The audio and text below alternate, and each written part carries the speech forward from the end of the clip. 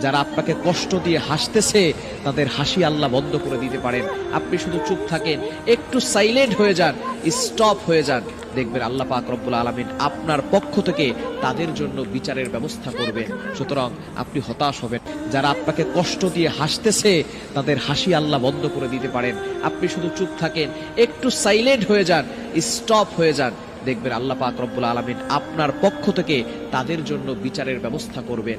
সুতরাং আপনি হতাশ হবেন। যারা আপনাকে কষ্ট দিয়ে হাসতেছে তাদের হাসি আল্লাহ বন্ধ করে দিতে পারেন। আপনি শুধু চুপ থাকেন, একটু সাইলেন্ট হয়ে যান, স্টপ হয়ে যান, দেখবেন আল্লাহ পাক রব্বুল আলামিন আপনার পক্ষ থেকে তাদের জন্য বিচারের ব্যবস্থা করবেন। সুতরাং আপনি হতাশ হবেন।